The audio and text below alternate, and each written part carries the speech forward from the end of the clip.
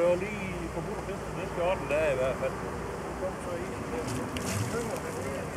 Det der, den skal der i min fryser. Det kan næsten ikke tage sig på sødder. Den er bare fin, der. Det er virkelig nemt at smide den derude.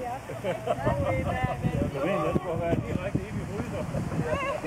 Ja, nu har vi jo altid svært ved at have den. Ja. Jeg må da også indrømme, at jeg har ikke fanget mange af de store der er i. Det er helt svært.